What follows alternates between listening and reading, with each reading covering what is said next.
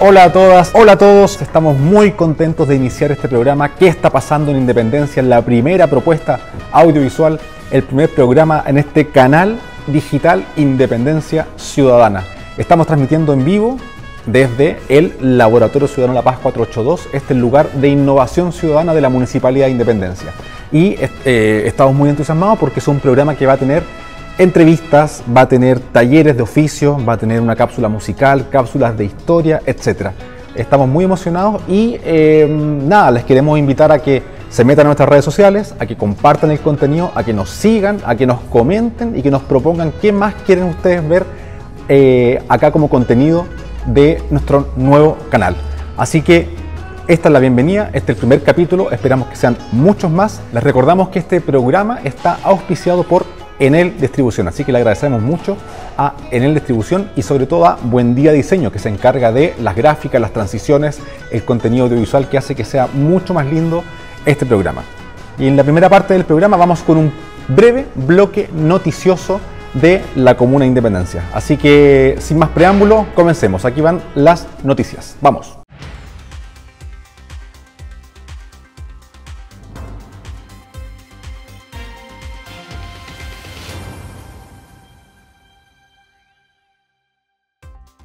El municipio de Independencia proveerá copas menstruales y toallas higiénicas a mujeres, niñas y adolescentes de la comuna. Una inédita ordenanza municipal presentó la Municipalidad de Independencia durante esta semana que busca proveer de insumos higiénicos menstruales reutilizables a quienes los necesiten. La medida incluye a niñas, adolescentes y mujeres que menstruen y residan en la comuna, quienes tendrán derecho a recibir copas menstruales y toallas higiénicas reciclables. También habrá una asesoría respecto al uso de estos productos, educación sobre el ciclo femenino y talleres de confección de toallitas reutilizables, entre otros, como parte de la propuesta del laboratorio menstrual dirigido por Valesca Naranjo. De este modo, el municipio reconocerá la menstruación como un factor de desigualdad de género y una necesidad en medio de la crisis económica que viven la mayoría de las familias a causa de la pandemia del COVID-19. Recorrido vecinal en la población Juan Antonio Ríos da inicio a un ambicioso proyecto de mejora en seguridad. El alcalde Gonzalo Durán, junto a parte de la comunidad de la población Juan Antonio Ríos, visitaron a residentes de uno de los bloques ubicados en Enrique Soro para que conocieran de cerca una exitosa iniciativa de cámara de seguridad en puntos estratégicos, nuevas luminarias LED y una alarma comunitaria que cubre todas las casas y mantiene a los vecinos organizados. Este plan piloto se pretende replicar en otros sectores de la población Juan Antonio Ríos, por lo que hoy el alcalde invitó a un grupo de vecinos y vecinas a conocer esta exitosa medida y los instó a organizarse para llevar a cabo el mismo modelo, el cual es financiado en un 75% por el municipio. Y una de las noticias más relevantes tanto para la comuna como para la región metropolitana es que el jueves 25 comienza nuevamente el periodo de cuarentena. Gran parte de las comunas de la región metropolitana han pasado de transición a cuarentena, lo cual cambia la modalidad de permisos para traslados, apertura de comercios, horarios, etc. Todo esto está indicado en la página del Ministerio de Salud. Y hasta aquí el resumen de noticias de marzo de la Municipalidad de Independencia. Si quieren conocer más información al respecto, por favor ingresen al sitio web de la Municipalidad de Independencia, www.independencia.cl. Y por favor quédense en la sintonía, porque a continuación viene ¿Qué está pasando en Independencia? La entrevista a Sergio Castillo, el asesor urbano de la Municipalidad de Independencia. Nos vemos.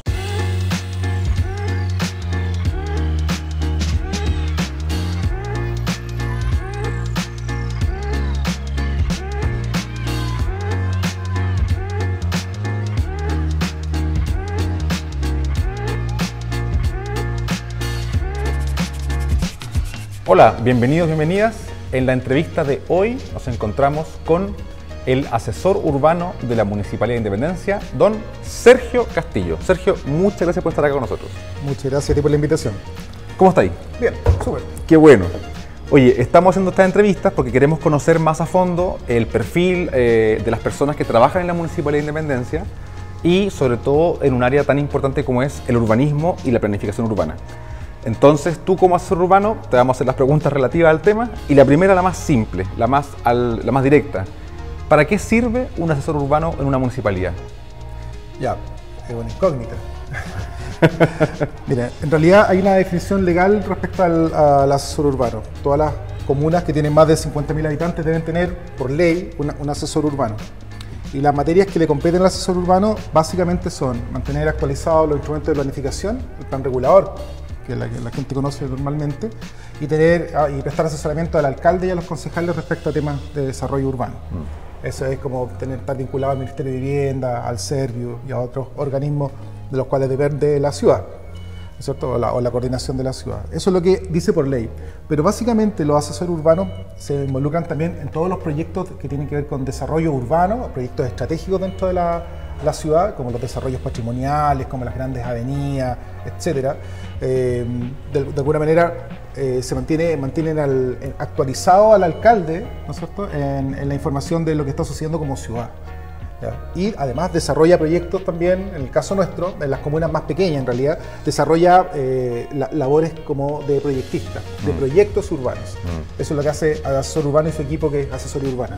Tú eres de formación arquitecto. Yo soy de formación arquitecto. Y hay una relación intrínseca entre la planificación urbana y la arquitectura. ¿Es obligatorio? ¿Los asesores urbanos deben ser arquitectos? Sí, los asesores urbanos deben ser arquitectos. Está mencionado de esa manera.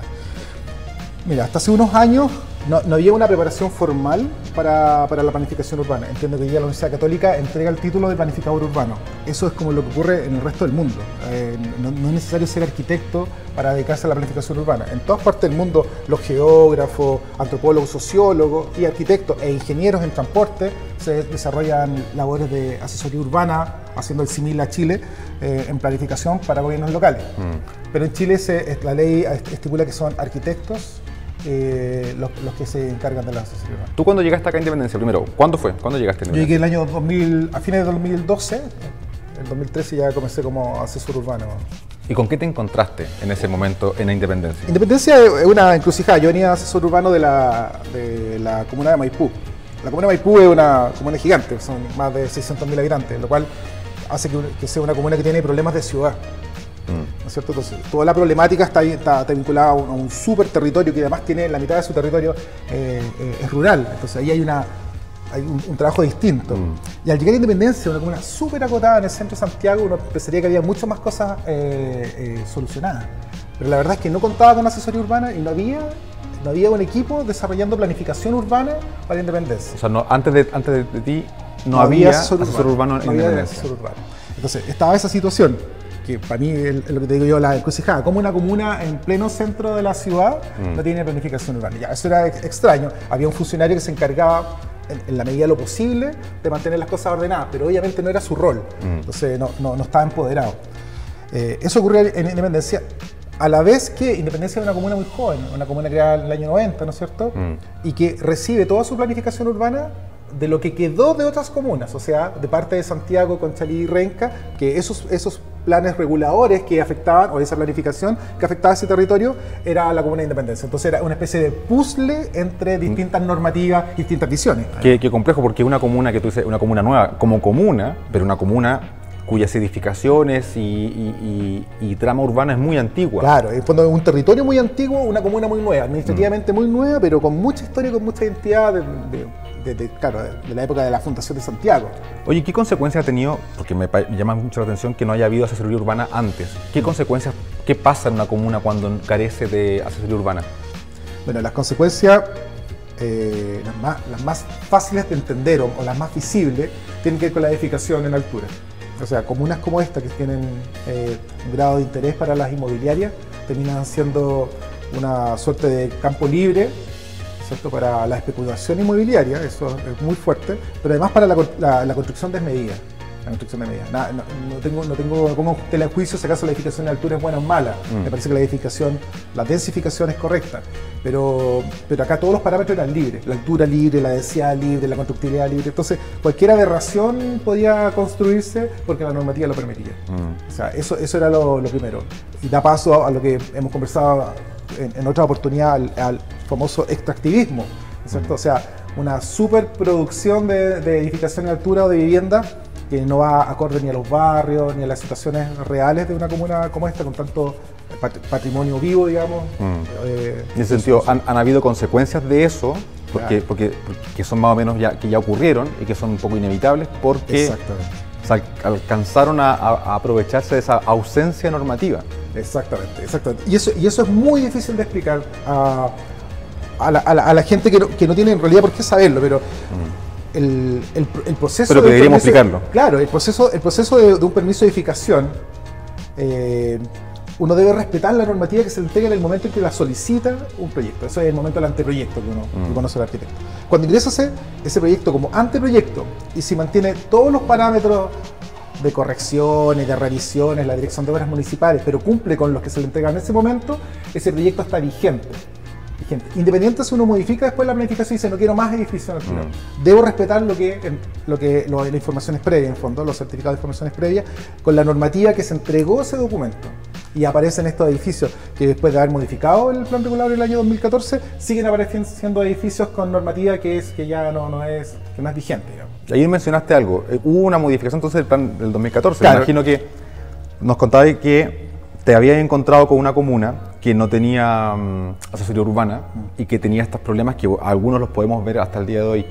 ¿Y cuál fue el desafío entonces en ese momento, encontrarse una comuna sin planificación? Sí, mira, yo sabía mucho de la situación de Independencia, o sea, la había estudiado antes de ser asesor urbano. Había venido a la comuna varias veces como a observar y sabía que el problema número uno era generar una nueva normativa. O sea, lo primero que había que hacer era actualizar el plan regulador, porque si no, no iba a ocurrir lo que la gente reconoce que ocurrió en otras comunas, como Estación Central, donde hasta el día de hoy sigue siendo una problemática súper compleja. No solo una problemática urbana, además una problemática administrativa muy compleja de cómo aplicar un plan regulador. Entonces, lo que había que hacer acá era tomar lo que había de plan regulador, que ya se había iniciado, había un estudio, una investigación, y que estaba en foja cero, y lo que se hizo fue tomar eso e inmediatamente iniciar el proceso de aprobación del plan regulador, haciendo las modificaciones lo más rápido posible, bajar las alturas, por ejemplo, modificar las densidades que estaban libres, digamos, podías construir densidades de 9.000, hoy día no se puede más de 2.000, que es algo normal para una ciudad. Bueno, aceptó ese proceso más el proceso de aprobación.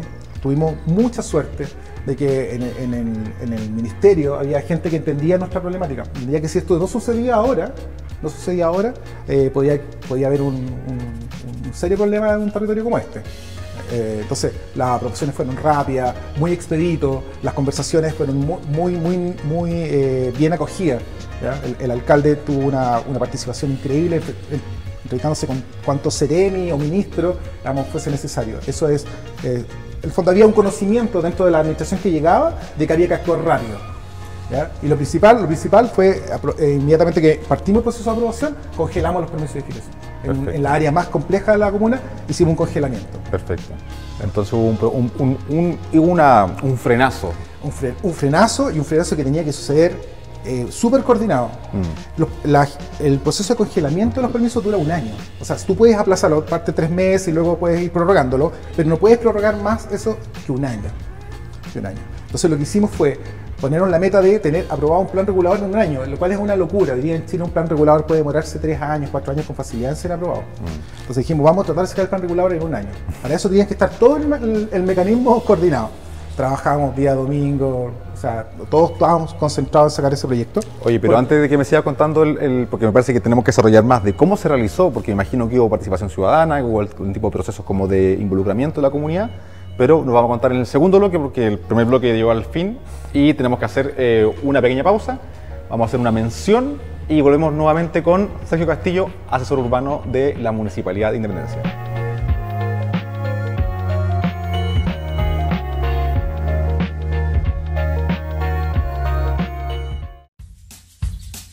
¿Te has preguntado alguna vez cuántas veces ocupas la energía eléctrica en el día? ¿Cómo llega la electricidad hasta tu casa? ¿O cómo puedo utilizarla de mejor manera? Para dar respuesta a estas y otras preguntas, te invitamos a poner atención. Aquí te explicamos cómo es el sistema eléctrico que permite que la energía llegue hasta tu hogar. La electricidad llega a las ciudades, hospitales, escuelas, industrias y hogares en un proceso que tiene 3 partes. Estas son generación, transmisión y distribución. La energía eléctrica es producida en centrales de generación, y se puede obtener a través de distintas fuentes como viento, agua, sol, el calor de la tierra, combustibles fósiles, entre otras. Las centrales están ubicadas en distintos puntos de nuestro país, ya que los recursos energéticos están distribuidos de acuerdo a la geografía de cada lugar. Luego viene el proceso de transporte de la energía, el cual se realiza a través de torres de alta tensión instaladas a lo largo del país. Este proceso permite llevar la electricidad producida a los usuarios. La energía llega a las subestaciones de distribución en las ciudades.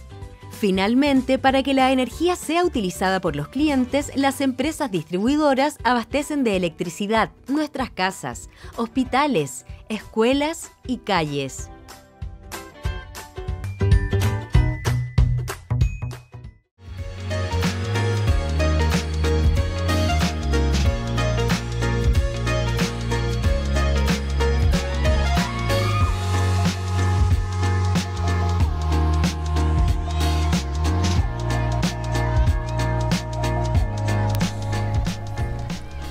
Estamos de vuelta con Sergio Castillo, asesor urbano de la Municipalidad de Independencia. Estamos entrevistándolo, nos está contando justamente el proceso que significó iniciar un área de asesoría urbana en Independencia. Y me contaba que había una urgencia, que era crear rápidamente una normativa nueva, desde cero, en tiempo récord.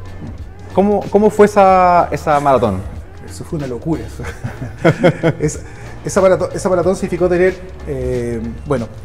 primero, la labor del alcalde, las conversaciones con los organismos que aprueban los planes reguladores fue muy cercana. Fue muy cercana, en fondo lo que te decía antes. Ellos entendieron que había una problemática que se podía desatar en cualquier momento. Ya lo estábamos viendo, que era lo que sucedía en Estación Central, y eso no nos podía ocurrir a nosotros. Segundo, cuando uno hace un congelamiento y lo anuncia demasiado, o sea, vamos a congelar los permisos, lo que ocurre inmediatamente es que el mercado, ¿no es cierto?, en este sentido el mercado inmobiliario, reacciona metiendo un montón de proyectos a la Dirección de Obras Municipales. ¿Ya?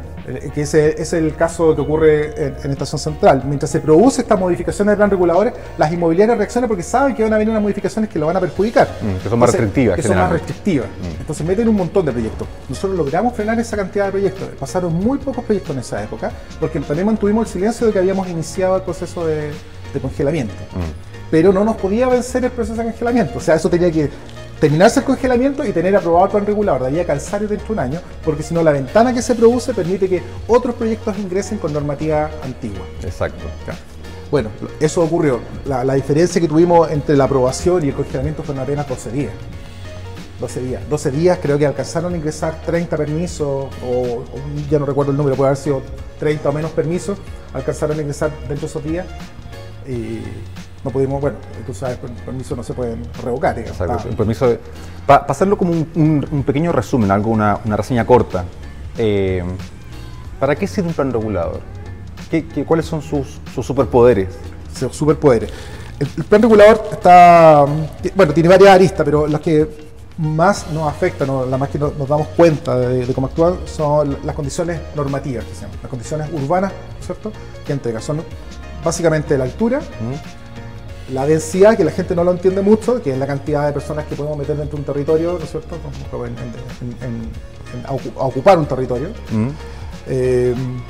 La constructibilidad, que es cuánto se puede construir. La ocupación del suelo, cuánto de esa construcción debe estar puesta en el suelo y cuánto suelo libre queda. Esos son, y los distanciamientos, etcétera, pero esos son como los más conocidos o los más visibles. Hay un montón de otros temas que tienen que ver con la vialidad, con las expropiaciones, con las áreas verdes, etcétera, que están dentro del plan regulador, pero esto es muy visible. La forma que pueden tener lo que se construye. Exactamente. Y también el tipo de uso de lo que se construye. Los usos de suelo, sí. Eso también es como, yo he visto planos que están con los colores, que en el fondo exactamente. Una zona se puede poner solo vivienda, o vivienda con comercio, o solo industria, o prohibir algunos usos. Exactamente. Que también determina también la dinámica del funcionamiento de la comuna. Exactamente. Ahí también tú tenés mucho que ver. Sí, lo que pasa es que el uso de suelo no es un territorio virgen, no hay podría haber un deseable. Yo desearía que hubiera este tipo de desarrollo, pero hay una preexistencia. Entonces, los usos de suelo normalmente tienen relación con la preexistencia y con las potencialidades. O sea, uno debe respetar aquellos rubros que se desarrollan de una manera en un lugar y ver cuáles serían las potencialidades a futuro. Por eso es un poco más fino y a la gente le cuesta entender, ¿no es cierto?, cuáles son los usos permitidos. En comunas como esta, donde son bastante claros los lugares donde hay usos distintos, por ejemplo, la zona industrial que está más hacia Eduardo Frei Montalva, ¿no es cierto?, hacia la caletera Eduardo Frei Montalva, o el sector más comercial, que es el sector de las telas, uno logra entenderlo. Y entre medio ocurre mucho que hay un mix, y ese mix se respeta, ese mix se trata de respetar. Pero uno trata de potenciar estas áreas comerciales. Perfecto. Oye, ¿cómo fue el proceso de crear un plan regulador de la nada? O sea, ¿qué hubo que hacer también en términos como de cercanía con las personas? ¿Hubo participación? ¿Cómo se llevó a cabo eso? Sí, mira, el plan regulador se venía trabajando con una consultora externa en un proceso que llevaba el Ministerio de Vivienda a todas las comunas que no tenían plan regulador durante los años, ya no recuerdo, pero creo que el 2011 u 8 por ahí, 8 creo que fue, el Ministerio de Vivienda contrató consultorías para hacer desarrollo de sus planes regulares. Creo que muchas de ellas, a veces un gran porcentaje, no llegaron a fin. Entonces se hicieron los estudios, los análisis, ya, porque hay muchos estudios que hay que hacer de tránsito, de agua, etcétera, ambientales. Entonces eso se realizó, pero hubo una modificación de la ley. Vino una modificación de la ley que se llama, cambiaron los estudios ambientales y exigieron a todos los planes reguladores tener una cosa que se llama los EAE, los estudios ambientales estratégicos. Okay. ¿Ya? Era una nueva modalidad de entender los estudios ambientales. Y el plan regulador nuestro no lo tenía. No tenía estos sus estudios ambientales estratégicos, porque era una normativa nueva. Entonces todo se congeló en esa discusión porque había que sacar plata del bolsillo, pagarle a una nueva consultoría, algo que ya estaba hecho.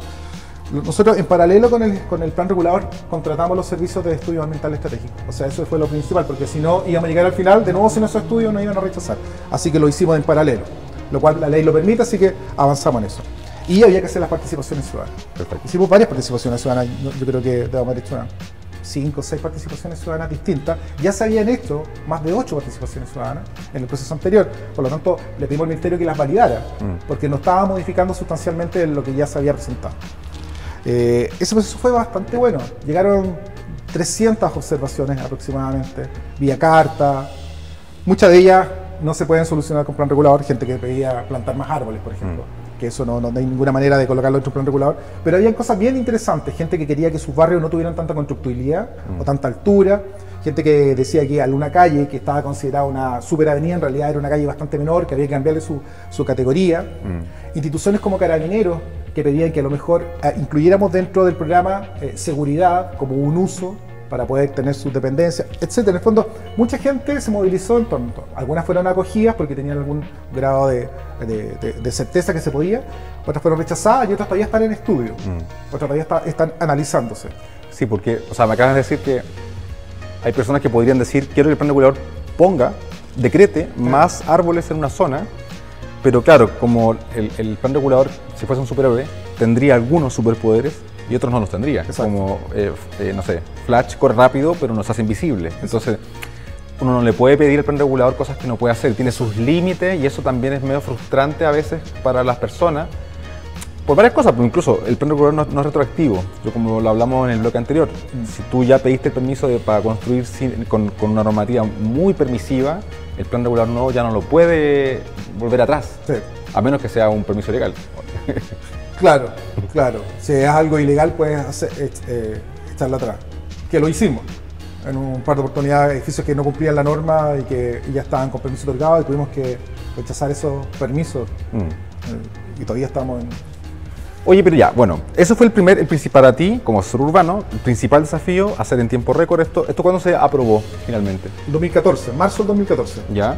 Marzo del 2014. Partimos en 2013, marzo, y terminamos en 2014, marzo. Excelente. Y me imagino que, bueno, todo un éxito hacer un plan regulador tan rápido y que haya puesto nuevas reglas del juego, sobre todo en algo tan importante, porque dijimos que el principal desafío de Independencia era protegerlo de el extractivismo inmobiliario, que en el fondo es sacarle el máximo partido comercial a un trozo de terreno que puede generar mucho daño.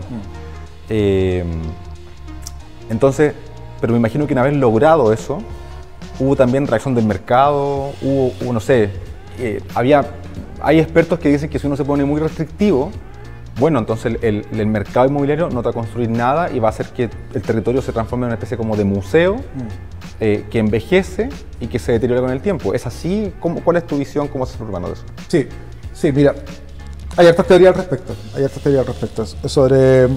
pero sí hay una consecuencia del extractivismo. Cualquier actividad que sea extractivista, en el fondo, ¿no es cierto?, como la pesca, etcétera, termina degradando los territorios. Esto ocurre también en los sectores donde hay mayores constructibilidad, densidad. O sea, el descontrol normativo para el tema del caso inmobiliario sí termina degradando los barrios. Esa es una lógica que es cierta, digamos. Entonces tiene que haber un cierto control, un cierto equilibrio, que eso es lo que mide un plan regulador. Porque uno entiende que uno no podría vivir en una ciudad que no tuviera edificación de altura.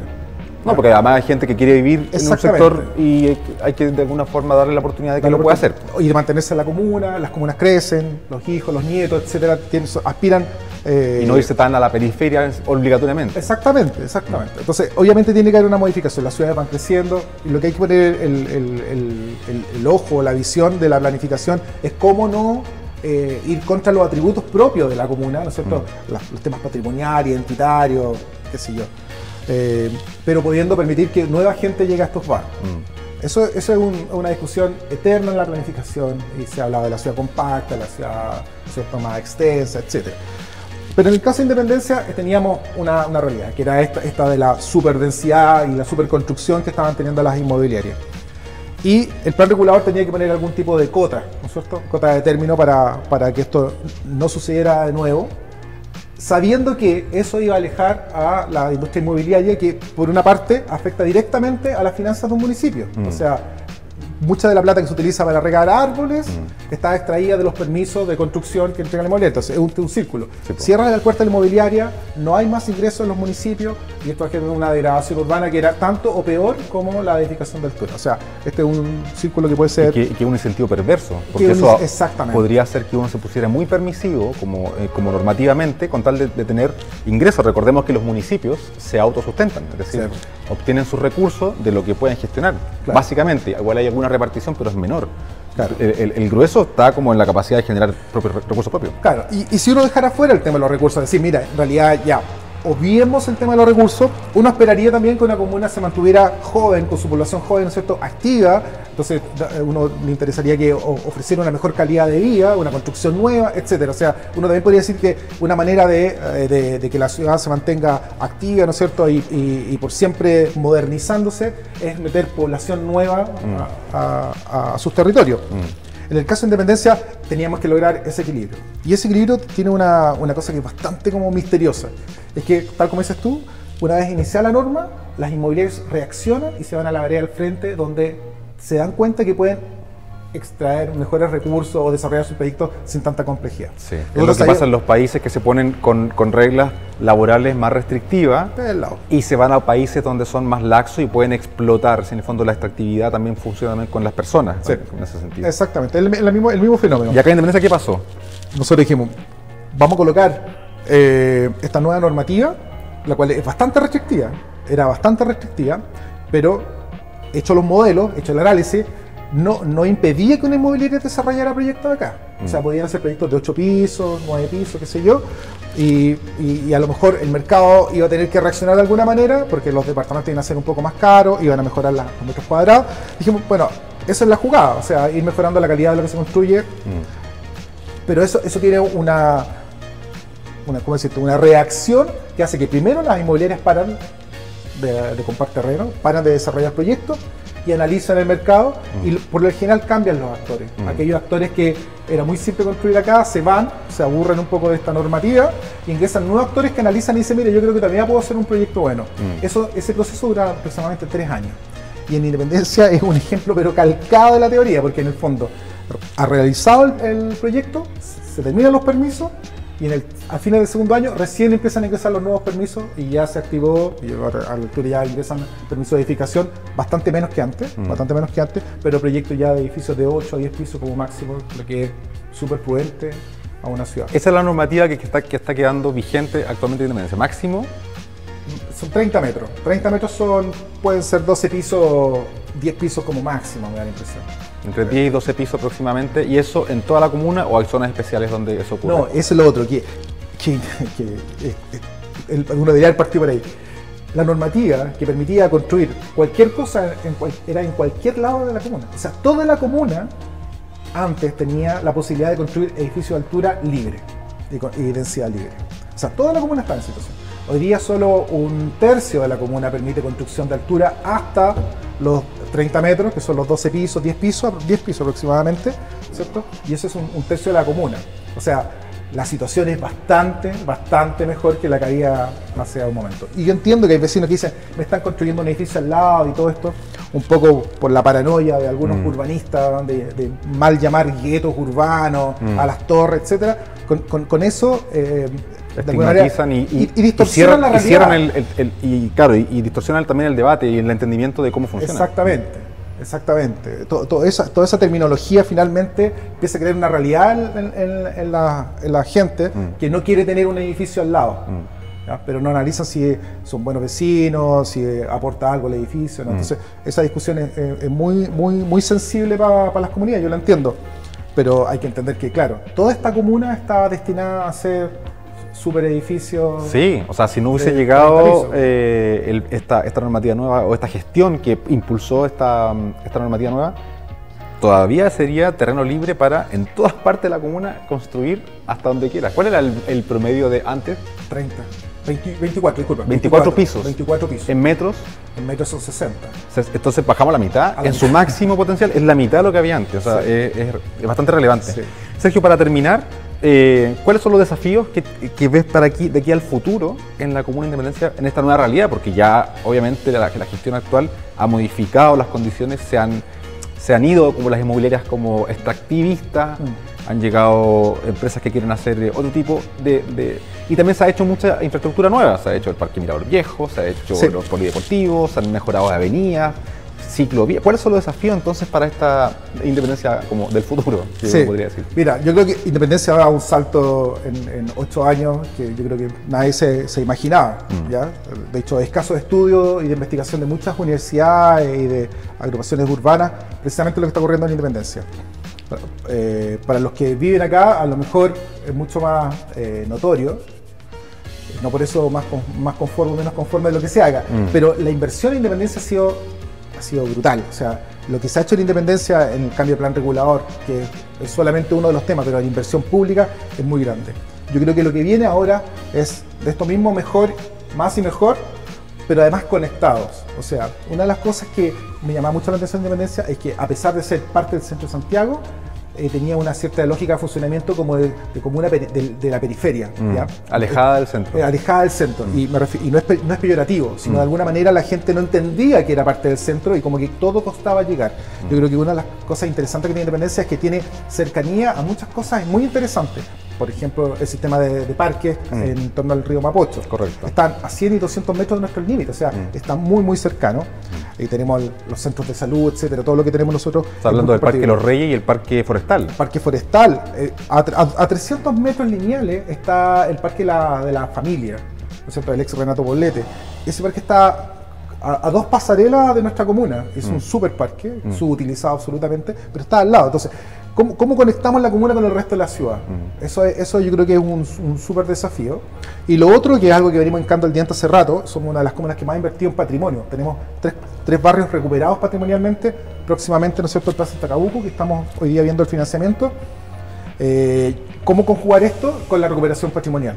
O sea, eso yo creo que ha sido un caballo de batalla que vamos a mantener. O sea, cómo recuperar la identidad de los barrios para que sean actores de la construcción de la ciudad. Exacto. O sea, es interesante porque hay renovación, pero también hay conservación para que los barrios antiguos tengan sean tan valiosos como podría ser un barrio nuevo. Exactamente. Y que en fondo convivan esas dos realidades, que se potencian y se dinamizan la ciudad y lo que es parte de ahora Independencia como conectado al resto de Santiago. Exacto. Nunca mejor dicho, Henry, ¿no? Claro, y es el desafío que tenemos todos. Lo que pasa es que uno de los grandes atributos que tiene esta comuna es precisamente eso. Su atributo principal para mí es el patrimonio. Si un tercio de la comuna permite tener edificación, ¿no es cierto?, nueva, bueno, hay 2/3 de comuna que pueden ser rescatados y ser transformados en barrios modelo de recuperación patrimonial. Yo creo que esa es la nueva lucha. Y movilidad. Se ha hecho harto en movilidad, sea, harta movilidad, harta ciclavía, harto transporte público, pero se puede mejorar. Se puede mejorar mediante algunos proyectos puntuales que están en carpeta y que ya... ¿Se puede adelantar algunos así como para ir viendo cuáles van a ser los proyectos futuros? Proyectos futuros. ¿O estamos todavía postulándolos y todavía no se pueden dar noticias? Yo creo, no, yo creo que sí, ya lo hemos conversado varios. Yo creo que Vivaceta, la recuperación de Vivaceta como una avenida parque es la principal. Yo creo que ese debería ser un proyecto, pero calzado para la nueva independencia, por decirlo de una manera, para una independencia nueva. A transformar Vivaceta no en una avenida troncal de transporte público, sino en una avenida parque. En el fondo, una avenida por la cual la gente pueda salir, pasear, eje comercial, etc. Interesante. Ojalá podamos ver ese proyecto prontamente ejecutado. Y bueno, ya nos pasamos en el tiempo, hicimos ya el doble del tiempo que necesitábamos, pero estamos muy contentos porque ha sido una entrevista muy interesante y nos quedan muchos temas en el tintero, porque de movilidad podríamos hablar un día entero, claro. Y de infraestructura pública, otro día entero. Así que queremos despedir y agradecer la presencia de Sergio Castillo, asesor urbano de la Municipalidad de Independencia. Lo despedimos. Muchas gracias, Sergio. Gracias a ti. Y ustedes sigan conectados porque viene más contenido en la siguiente sección. Así que nos vemos aquí en Canal Independencia Ciudadana. Chao, chao.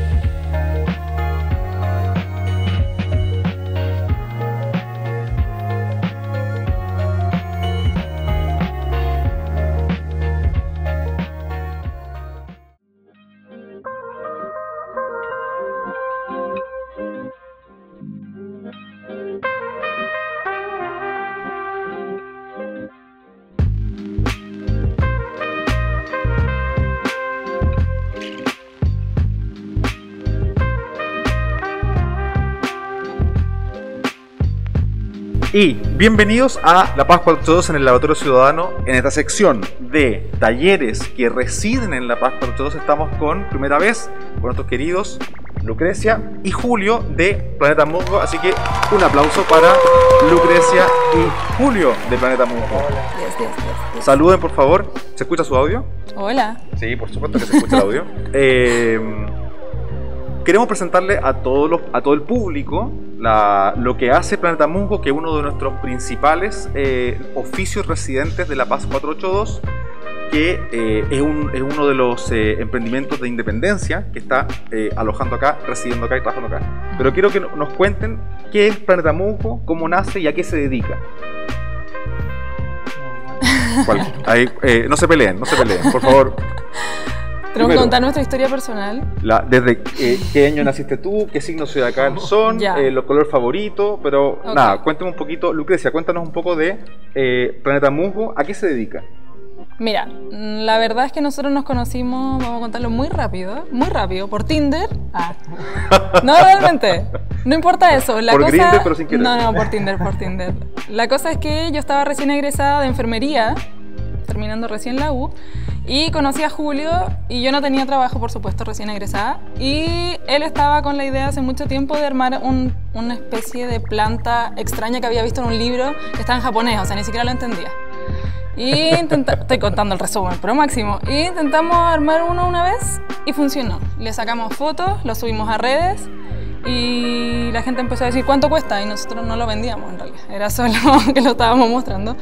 Y dijimos, bueno, si a la gente le gusta, probemos a vender. Y así nació, así fue en pocas palabras. Espérate, me estás diciendo que tú eres enfermera. Sí. Entonces, enfermera, te dedicas a este mundo de las plantas. De las plantas. O sea, cuando uno dice Planeta Musgo, ya intuye que hay algo que ver con el mundo vegetal, ¿cierto? Totalmente. ¿Qué fue lo que descubrieron en este libro japonés? Julio, tú, primero, ¿cuál es tu formación? Yo soy agrónomo. Ya. Claro, ese es el acercamiento al mundo de las plantas, que obviamente para mí es mucho más fácil. Este libro, en verdad, era una técnica que era como aledaña a lo que nosotros hacemos principalmente, que son kokedamas. Esta otra técnica se llama ikebana, que es parecida pero no similar. Parecida pero no igual. Claro, no igual. Es que es bien distinto a nada. Ah, entonces, ¿qué tiene de parecido entonces? No, plantas nomás. Ah, O ya, sea, también una japonés. forma de hacer planta, digamos, Claro. de trabajar la planta, pero en una técnica japonesa también. Sí. Claro, claro. Y los Kokeyama yo los quería hacer hace mucho tiempo, como 3 años antes de empezar esto. Mire, Y lo Kokedama hicimos es esto, ya para que todos vean, esto es un Kokedama, que es justamente la historia que estamos contando, de cómo Julio había visto en un libro un Kokedama, y con Lucrecia lo intentaron hacer, lo copiaron.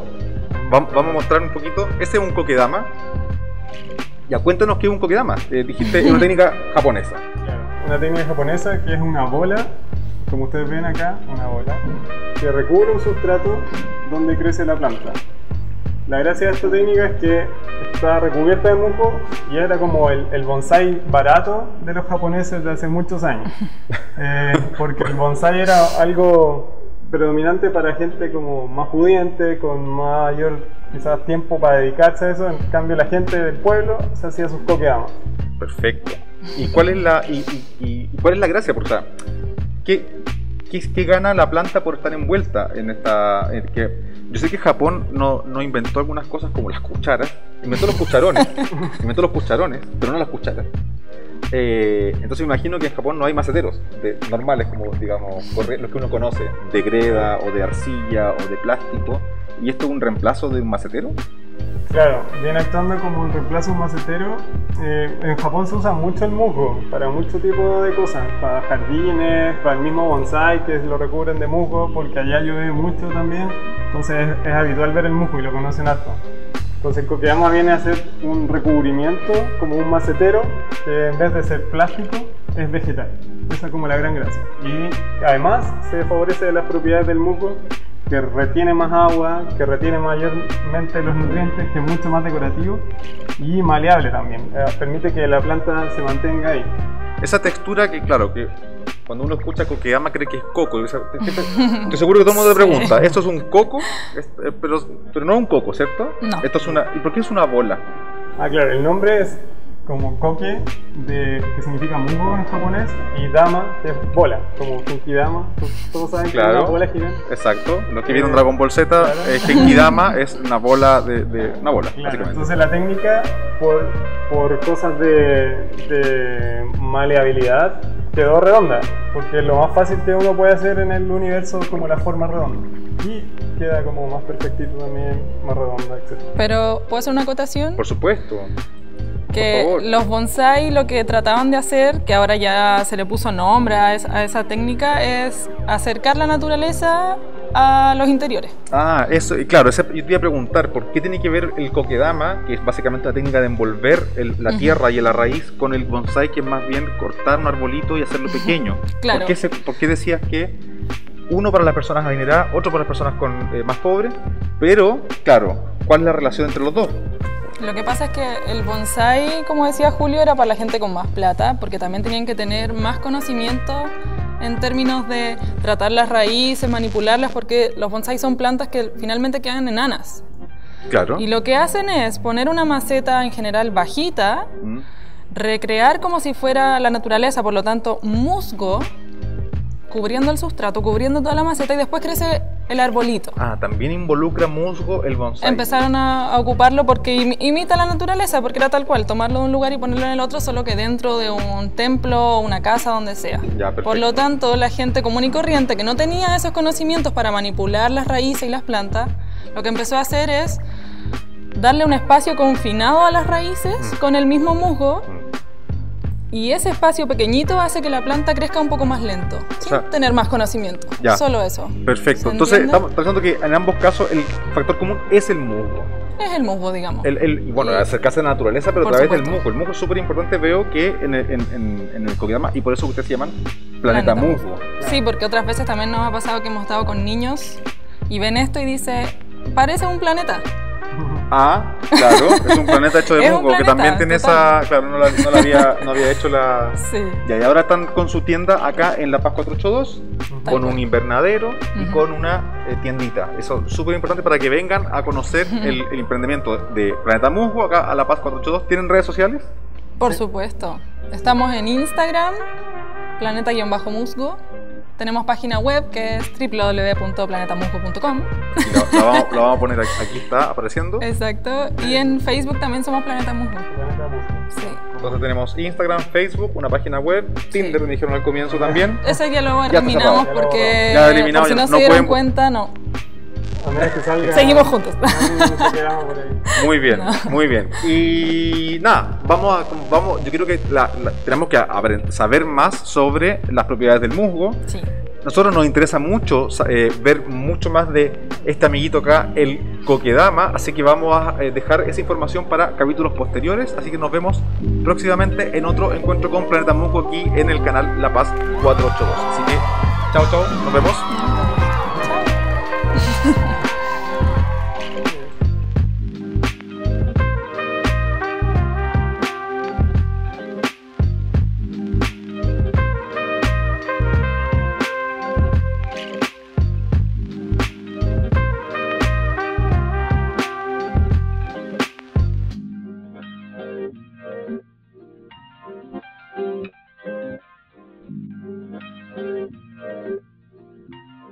Para generar soluciones frente al cambio climático es muy importante conocer los conceptos de mitigación y adaptación. Por un lado, debemos adaptar nuestras actividades a este nuevo escenario climático, es decir, tomar medidas para enfrentar de mejor manera los desafíos que se están presentando.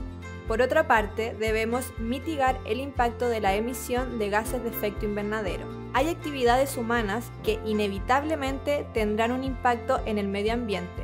Sin embargo, podemos y debemos reducirlo al mínimo, esto es mitigar. ¿Cómo podemos mitigar y adaptarnos al cambio climático? Por ejemplo, prefiriendo productos sin envases desechables, reduciendo la cantidad de basura que generas en tu hogar y en tu día a día, separando tus residuos para que sean reciclados o reutilizados, ya que un 50% de los residuos de nuestra basura son orgánicos.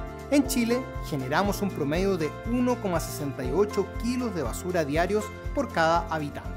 También puedes aportar evitando el uso de aerosoles dañinos para la capa de ozono, disminuyendo el consumo de carne de proteína de origen animal, ya que, según la ONU, la industria ganadera es una de las principales fuentes de emisiones de gas metano en la atmósfera, prefiriendo métodos de transporte que no contaminan y siguiendo consejos de uso eficiente de la energía. En el sitio web www.enel.cl podrás encontrar un tutorial útil sobre eficiencia energética.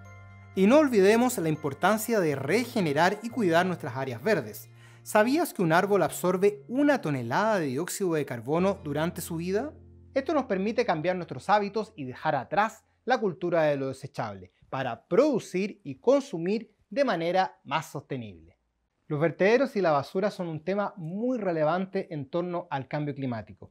Existe un vínculo entre la reducción de los gases de efecto invernadero y la reducción de toneladas de basura que depositamos en los vertederos. Los vertederos son grandes tiraderos, rellenos sanitarios o basureros donde se deposita nuestra basura. Pueden ser artificiales o clandestinos. Estas zonas son grandes productores de metano, uno de los principales gases de efecto invernadero. Chile es el país que más basura genera por habitante en Latinoamérica y se emiten cada año 3,23 millones de toneladas de CO2 por concepto de disposición de residuos sólidos municipales. ¿Qué es un vertedero ilegal? Son aquellos sitios seriazos de 1 hectárea o más donde existe basura que no tiene ningún resguardo para proteger el medio ambiente o la salud de las personas.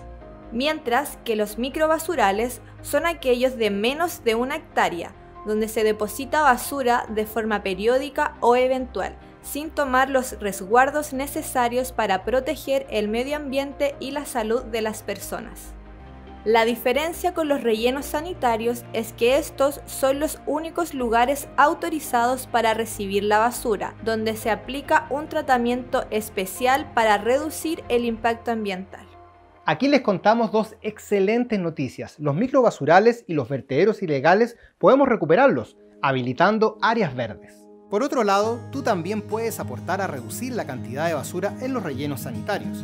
Una forma muy práctica es el compostaje, es decir, reutilizando los desechos orgánicos para producir abono natural. Según el informe del Banco Mundial What's a Waste 2.0 del año 2018, Chile composta solo el 0,4% de los residuos, mientras que a nivel mundial la cifra alcanza el 5,5%. Según cifras del Ministerio de Medio Ambiente, a través del compostaje se pueden recuperar hasta 150 kilos anuales de residuos por hogar. Con algunos nuevos hábitos podemos ayudar al planeta y también a las futuras generaciones. Avancemos hacia una economía circular.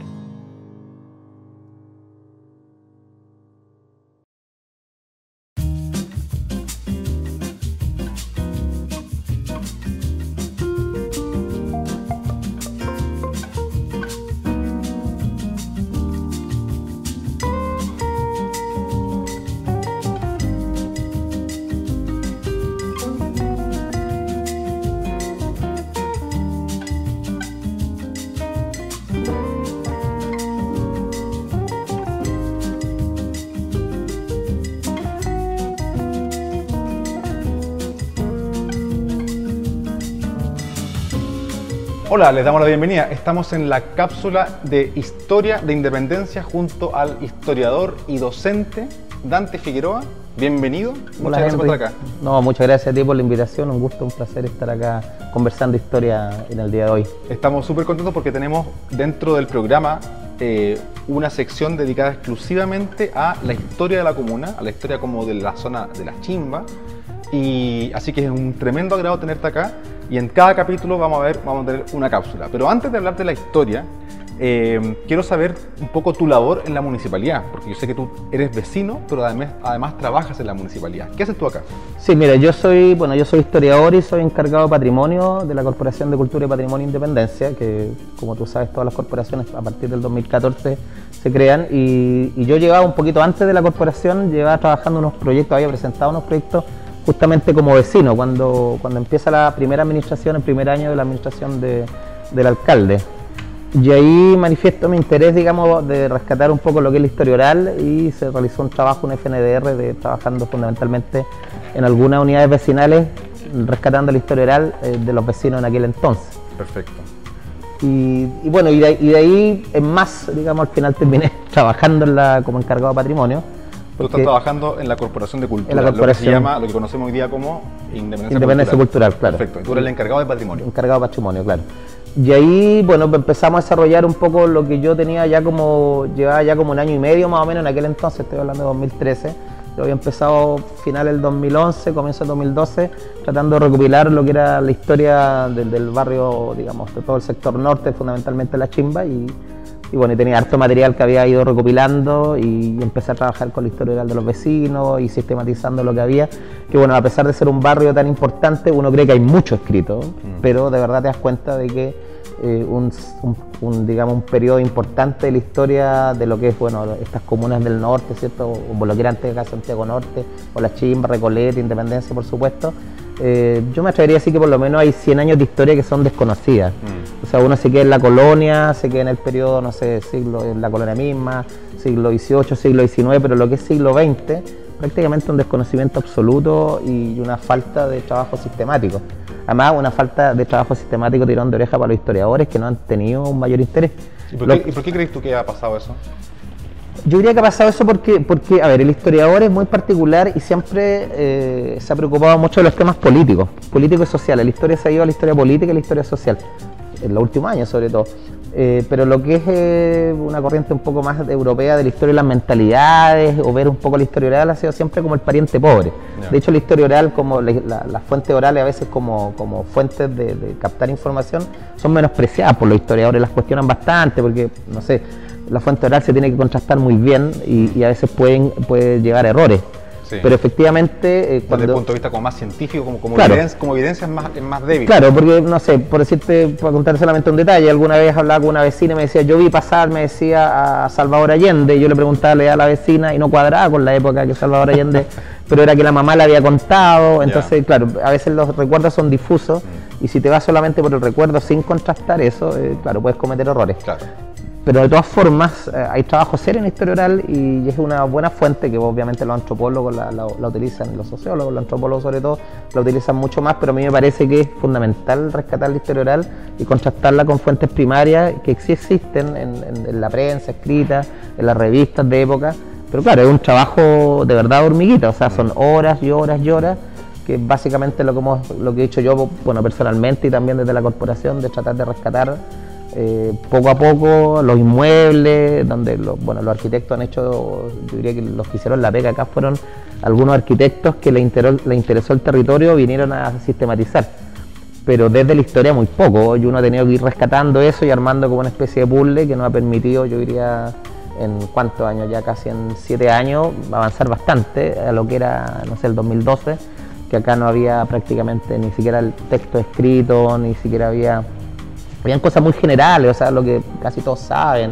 no sé, que Independencia, el antiguo Camino Linca, que la Plaza Chacabuco, porque venía el Ejército Libertador y pernoctó cerca, algunas calles, pero no sabes más, ¿me entiendes? Entonces, el Puente Calicanto, quizás como Claro, porque es lo que hay escrito, porque en realidad la gran fuente de conocimiento histórico prácticamente que existía eran los trabajos de Gustavo Rosales, en el siglo XIX, que escribe sobre el Puente Calicanto, que escribe sobre la Cañadía de Independencia, y después el año 46-47 Carlos Lavín, que es un musicólogo, digamos, que anda en Europa, en Francia, cuando vuelve en la década de los 40, empieza a hacer un recorrido por lo que él considera la chimba y empieza a darse cuenta que en el sector norte de Santiago efectivamente habían casonas, no mansiones, pero casonas fundamentalmente que habían tenido una historia asociada. Y de hecho él deja como algunos registros fotográficos que es bien interesante. Está la antigua escuela de medicina que se quemó, que estaba, digamos, al lado de la nueva, digamos, la actual escuela de medicina, como a un costado de donde hoy día está la biblioteca, y deja algunos registros, y esos registros en realidad prácticamente es lo último que sabemos, pero también salvo el trabajo en campo que realiza Carlos Lavín, en términos históricos lo que hace es básicamente repetir un poco lo que existía de Gustavo Rosales, o sea, que parafrasea a Rosales de otra manera, y si se va, por ejemplo, no sé, a una casona en López de Bello, a una casona en Carrión, ingresa, por ejemplo, a una casa de una vecina, ve que la vecina más o menos la ha mantenido, en otros casos realiza como quizás observación arquitectónica en donde dice qué terrible acá, que le intervinieron la fachada de esta manera, claro, cómo no hay un trabajo más prolijo, más estético. Pero es más como de evidenciar lo que ya está construido, claro, y referenciarse con literatura existente. Claro, y después del año 96, 97, si no me falla la memoria, un grupo de arquitectos de en ese momento en la Chile, Saad y Patricio Duarte, Magda Anduaga, realizan un libro que se llama Patrimonio Arquitectónico de Independencia, toman como un poco más de 60 hitos, y claro, un trabajo bien así como, claro, como ficha arquitecto, como una consolidación ahí, que es interesante porque además sacan fotografías, sobre todo de muchas casonas que en la calle Hipódromo Chile, que desde Villa Zeta hasta Independencia, que prácticamente desaparecieron. Ahí era una calle entera donde tenía puras casonas, sí, y cuando empieza el año 2000, casi ninguna, pero digamos, cuando empieza todo este avance inmobiliario en el año 2000 más o menos, 2001, empiezan a botar casi todas esas, y dejan yo diría que las fotos que dejaron son de esos registros. Sí, oye, y en ese sentido, ¿de qué se trata? Si no hay mucho registro o mucho libro así como de la historia como más oficial que tú decías, que es más ligada como a temas a los presidentes, la historia como más sociopolítica, ¿cómo recopilas? ¿Cuáles son las fuentes entonces para recopilar historia? Mira, lo que empecé a hacer yo personalmente, y también con un grupo de amigos que empezamos a trabajar desde una organización que creamos también, La Cañadilla, bueno, reconocer como ciertas ideas fuerza del territorio que más o menos sigan repitiendo, pues donde tú dices, a ver, bueno, la gente habla del deporte. Entonces, es una comuna en donde el deporte fue muy fuerte, ¿por qué cosa? Por tal y tales cosas, y reconoce esta idea fuerza del deporte. Después reconoce esta idea fuerza que tiene que ver con la salud, por ejemplo. Bueno, sin duda, muchos de las instituciones sanitarias están al norte del Mapocho. Entonces dice, bueno, aquí hay un elemento que hay que trabajar. Los grandes personajes que han pasado por acá, que por aquí la gente dice, mira, aquí vivió este actor, aquí vivió tal cantante, etcétera. Entonces es más bien como con relatos. Claro, con relato que te dedicas en definitiva, a ver, tienes una idea, básicamente una idea de tiempo, que a veces puede ser muy exacta o es inexacta. Yo pregunto, por ejemplo, por decirte, mira, contarte un detalle, estábamos tratando en algún momento de ver cuándo se había fundado la parroquia de la Estampa, que está ahí en Independencia casi con Einstein. Y no tenía registro la iglesia, pues nadie tenía un registro. La estampa está aquí en... O sea, perdón, la estampa, perdón, Fátima. La iglesia Fátima, perdón. Disculpe, pero soy hasta allá mismo, se me fue, la iglesia Fátima. Sí. Entonces, vamos a la iglesia y nadie tenía un registro. Po. O sea, por ejemplo, los curitas no tenían un registro, la persona que estaba a cargo no tenía un registro. Nadie sabía cuándo se había efectivamente fundado esa iglesia. Y de repente, conversando con un vecino, me dice, mire, la primera persona que fue velada en esa iglesia fue mi padre. ¿Cuándo murió su padre? En el año 52, etcétera, el mes tanto. Entonces, ya. Si fue la primera, un poquito antes, y empieza a buscar hacia atrás, y ahí empieza a hacer un trabajo que en realidad, te digo, es de hormiga. O sea, sí, claro. hay, por ejemplo, inmuebles que yo nunca he podido detectar cuándo efectivamente se fundaron, porque además a veces las obras públicas se pone la piedra hoy día y se puede terminar en 10 años más. Entonces, es casi seguir... En algunos casos hemos tenido la suerte de encontrarlo y en otros no. Y nos encontramos, por ejemplo, que la iglesia de Fátima en aquel entonces está absolutamente vinculada con el Estadio de Independencia de la Católica. De hecho, fue uno de los requerimientos de quienes donan los terrenos, los hermanos Solari, y dicen tiene que haber una capilla acá al lado del estadio, porque además era el estadio de la Universidad Católica, claro, que era católica. Entonces, pero así se ha ido... ¿Y te he visto buscando en recortes de diarios, noticias noticias en general de los diarios antiguos? Mira, a ver, ¿qué utilizamos? En primera instancia, todo lo que está en memoria chilena hay digitalizado, bueno, algunas cosas digamos, de las revistas, el Zigzag, por ejemplo, bueno, la revista deportiva está la revista Los Sport, Don Severo y algunas más, la revista Pacífico, en realidad vamos viendo todo lo que sirva y te vas buscando en ese periodo, y los periódicos. Y los periódicos ahí tienes que ir a la sección periódica que está en microfilmado, entonces, o sea, yo me he dado el trabajo de buscar, no sé, buscando un tema, no sé, toda la década de los 20, buscar año a año, mes a mes, o sea, el trabajo chino, pues, o sea, no sé, yo me puedo demorar en leer un año, en buscar en un año, me puedo demorar quizás 2 días buscando mes a mes porque tienes que verlo todo. Además, ¿qué pasa? Que este es un territorio que tiene demasiada historia, entonces estás buscando una iglesia y quien conoce el territorio de repente se encuentra con una noticia deportiva. Entonces le saco la foto, la selecciono, la recopilo y la dejo guardadita para nuestro momento. Interesante. Oye, y nos gustaría mucho saber cuáles entonces han sido los proyectos que se han avanzado como tu labor en la parte de encargado de patrimonio en la municipalidad. Así que, ¿qué proyectos puntuales han podido hacer en patrimonio? Pero eso me lo va a tener que responder en el próximo capítulo porque ya se acabó el bloque, se acabó este capítulo, así que lo dejamos. Se hizo súper corto, es muy interesante lo que nos estás contando, así que vamos a dejarlo hasta acá, nos despedimos y ustedes sigan acá porque sigue más contenido en el canal Independencia Ciudadana. Nos vemos, chao, chao.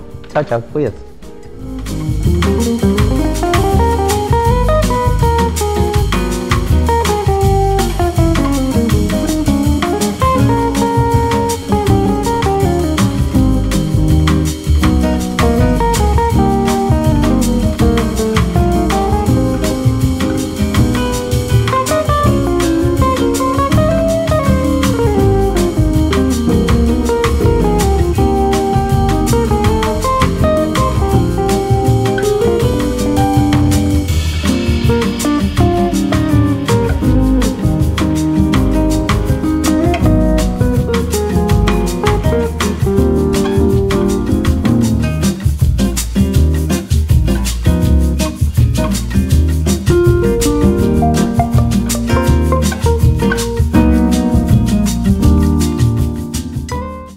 A esta sección de oficios del Laboratorio Ciudadano La Paz 482, acá en el canal Independencia Ciudadana.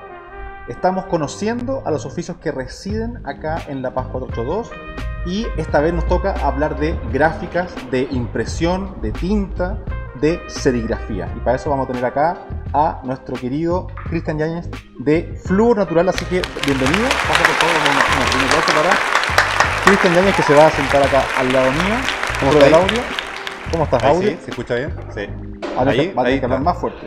Ahí está. ¿Aló? Ahí sí. Está súper bien. Ahí ya. se escucha bien. Bueno, Cristian, junto con Claudia, claro, son conforman este estudio serigráfico llamado Flúor Natural. Pero obviamente queremos saber mucho más. Queremos saber qué es la serigrafía y qué es obviamente Flúor Natural. Creo que hoy día vamos a hablar de ustedes, de cómo se formaron, de cómo, cuál ha sido su camino. Pero primero queremos saber qué es la serigrafía, así que aquí tenemos un pequeño una muestra. Una muestra. Si tú, no sé dónde la podemos mostrar directo acá. Ahí Acá. en pantalla. Primero mostrémoslas de frente allá a la cámara. Claro. Esto es un afiche, ¿cierto? Claro, es un afiche. ¿Esto está impreso en un plotter? No. No. Ya, esa es la gracia. Es serigrafía manual. Esto, claro, puede parecer una impresión digital, pero es una reproducción manual hecha en serigrafía. Esto tiene un nivel de detalle y de Claro, resolución. no sé si lo puedo acercar mucho, se va...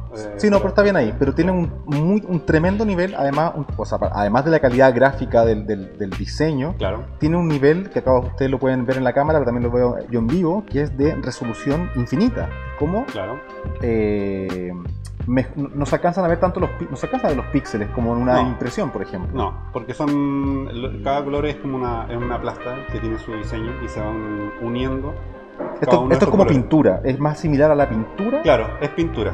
En el fondo es una técnica de pintura, pero que le puedes hacer en serie y repetir Claro, infinitamente. puedes hacer varias reproducciones, las que tú desees. Yo estuve averiguando en Wikipedia y en internet y descubrí que serigrafía viene del griego, que significa Sericum. sericum, que significa seda en griego, y grafía, que es el dibujo. Claro. Entonces sería literalmente dibujar sobre seda. Correcto, eso es básicamente la serigrafía.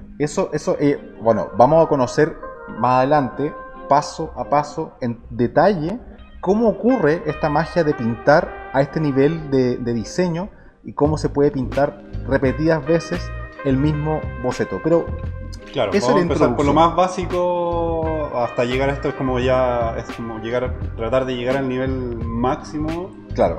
dentro de lo que es el oficio de la serigrafía, ¿ya? Ustedes están ahora trabajando acá en La Paz 482, en la comuna de Independencia. Ojo, esto es Independencia. Sí. Dándole mucho valor acá a este lugar, porque son como digamos, los que manejan la parte gráfica, la parte de la impresión, la parte del diseño Claro. y el arte visual en general. Ustedes son Fluo Natural. Sí. Aquí están apareciendo las redes sociales de Fluo Natural que ustedes tienen: Instagram. Sí, Instagram, principalmente manejamos esa red, y la web, que es flurnatural.cl. Perfecto, aquí están apareciendo, así que investiguen, empiezan a ingresar ahí inmediatamente mientras ven este capítulo, este podcast, o esta, no sé cómo se le puede decir, Cápsula. esta cápsula, perfecto, audiovisual. Claro. Empiecen a mirar, nosotros vamos a conversar de ustedes. Ustedes son, bueno, Cristian y Sí. Claudia. Sí, bueno, nosotros venimos cada uno de nosotros, la Claudia tiene su profesión de publicista, yo de comunicador audiovisual, y bueno, lo voy a hacer corta porque es larga la Comunicador historia, audiovisual, llevamos 11. ¿trabajaste de eso alguna vez? Sí, muchos años. ¿En Muchos qué? años estuve en ese rubro, y debido a eso también se inició todo esto de Flúor Natural. ¿Pero trabajaste aquí en tele, en productora, Sí, comerciales? en todo, sí, en ¿En películas, en tele, por todos lados estuve trabajando, pero después me especialicé en la postproducción gráfica, donde ahí tuve más contacto con gente del área gráfica y del diseño. Ya, perfecto. Vamos a mover un poquito el micrófono Sí, para ahí acá, sí. o te mueves tú más allá para que te quede eso, Ahí sí, perfecto, ya. sí. Entonces ahí tuve más contacto con gente del diseño, y ahí entonces de a poco, paralelo a los trabajos, desarrollaba estos como proyectos gráficos independientes, y así fui haciendo contacto, y en un momento se dio que con la Claudia dijimos ya, nos gusta esto, comencemos a hacer algo, empezamos a formarlo a poco. Y ahí se fue formando el tema de la serigrafía. De hecho, yo muchos años atrás había hecho serigrafía, pero no me acordaba porque tengo otra profesión, que es de técnico electrónico. Oye, pero ¿cuántos años? Bueno, me está diciendo 11 años. ¿Cuántas vidas han vivido en este proceso? Porque si ha tenido cuántas carreras y cuántos desempeños. Aquí No, vamos, sí, vamos. 11 años que lleva Fluo Natural existiendo. Sí, correcto. ¿Y ustedes de dónde son? De la comuna de Maipú. Comuna de Maipú, en el La sector República. surponiente, la República Sí. Independiente de Maipú, y ahora están acá en el centro Sí, mismo de en Santiago, Independencia. en Independencia. Sí, nos tuvimos que acercar porque la gente nos buscaba y encontraba que era muy lejos. Entonces nosotros empezamos un poco a buscar. Este rubro, porque uno dice, bueno, el rubro de la serigrafía, yo veo que hay cosas aquí encima de la mesa que vamos a ocupar en otros momentos, que es bien artesanal. Sí. Es bien, uno podría pensar que no que no es competencia contra la impresión de impresoras, de plotters o la industria más como de la imprenta. Sin embargo, subsiste a duras penas, es muy cotizado. ¿Cómo es el negocio de esto? ¿Cómo es la industria? Yo creo que no es que subsiste a duras penas, es lo... Claro, existe la impresión digital y todo, pero existe esto y queda lo romántico de donde nació el arte gráfico. Yo creo que nunca tampoco va a desaparecer, ¿ya?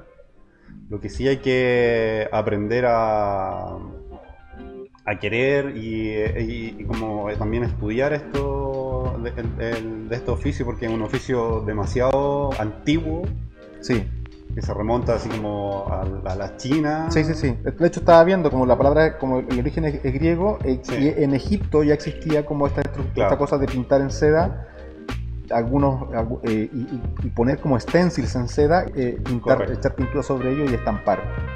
Entonces es como más que nada aprender a apreciar este oficio, porque lo digital siempre va a existir por diferentes razones monetarias y también de publicidad también. ¿Qué más hacen? ¿Tenía algo de otro tipo? Sí, textil. A ver, para ver un poco de a qué se dedica la serigrafía. A ver, mostremos allá a la cámara de allá. A ver allá. Primero allá. Son unas muestras de impresiones textiles. Esto es lo que se llama como una polera estampada. Claro. El estampado que uno puede optar por hacerlo como con máquina, claro, o hacerlo con esta calidad extraordinaria. Pongámoslo en la cámara. Una cosa técnica, yo como que al estampado yo le llamo, esto es más bonito. Se llama, ponlo ahí. Oye, eso está... Esta es una técnica un poquito más avanzada, que es una cuatricromía, que yo creo que más adelante lo vamos a ver y a explicar bien. Sí. Que se mezclan 4 colores, que son cian, magenta, amarillo, negro, y se pueden formar una paleta, una gama de colores sobre un fondo blanco. Sí, esto está muy lindo. O sea, en el fondo ustedes a lo que se dedican es a la impresión de papel, la impresión de textil. Bueno, lo hemos visto incursionar en impresión de madera también. Y diseño. También hacen diseño, sí, diseños propios. He visto bolsas estas bolsas de tela con impresión, los tote bag. Claro. Entonces hay mucho campo y digamos, para decirlo como de manera como más comercial, hay mercado para esto. Sí, hay mercado para todo. De hecho, yo lo llamo que es como un... Siempre le digo a la gente cuando estoy en las clases, le digo que esto es un complemento para todo, ¿ya? Porque le puede servir al caballero, al gasfitter que tiene su emprendimiento, le puede servir al contador que quiere hacer sus tarjetas, le puede servir a la señora de la verdulería que quiere hacer sus bolsas. Entonces esta parte gráfica es un complemento para todo, para cualquier cosa. ¿Y cuál es la ventaja, según tú, entre esto y la impresión más industrial? Por ejemplo, si yo quiero hacer mis tarjetas a una... re barata a una imprenta que la saca... El valor agregado. ¿Cuál es el valor agregado de la serigrafía? Tú mismo, que lo estás haciendo tú mismo. ¿Cachai? No es un trabajo que lo estás mandando a hacer a otro lado. Entonces se reconoce mejor el trabajo que tú haces tú mismo, que tu misma tarjeta, ¿cachai? O tu polera impresa. Espérate, ¿me estás diciendo que esto lo podemos hacer nosotros mismos? Sí, correcto. ¿Y nos van a enseñar? Sí. Entonces vamos a tener nosotros directamente clases de serigrafía en este canal Independencia, claro, de la mano directamente de Flúor Natural. Así que esperamos ansioso el siguiente capítulo de los oficios de Independencia Ciudadana acá. Sí, vamos a ir a tratar de explicar de los pasos más sencillos a explicar el proceso más complicado de la serigrafía. Ojo, están advertidos y advertidas que vamos a partir con clases de serigrafía gratis, en vivo, online, en estas cápsulas podcast, con cámara de detalle. Vamos a poder ver directamente cómo opera la serigrafía. Así que quédense y esperen el siguiente capítulo. Estamos todos, yo estoy con muchas ganas de aprender serigrafía. Así que nada, nos despedimos hasta el próximo capítulo. Sí, hasta el próximo. Un abrazo y quédense a la siguiente sección acá en Independencia Ciudadana, el canal de cápsulas y contenido audiovisual. Ya, chao, chao.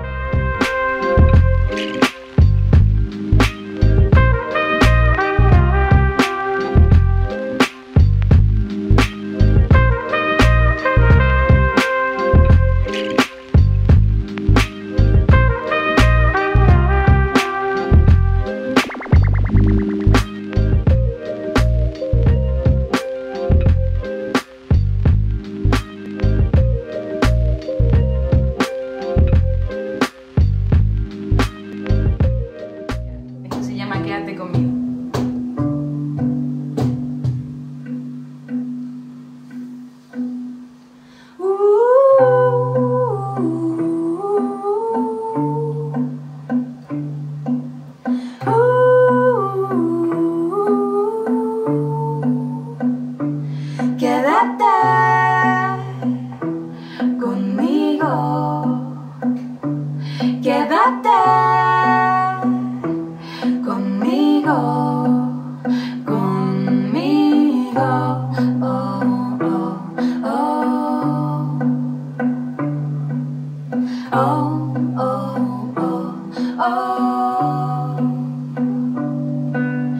Ahora que a nadie le gusta hablar, me divierto hablando contigo. Todo se vuelve más natural. Me gusta pensar lo que digo. Quédate conmigo, te lo repito. Quédate conmigo, conmigo. Oh, oh, oh. Quédate, quédate, quédate. Oh, oh, oh.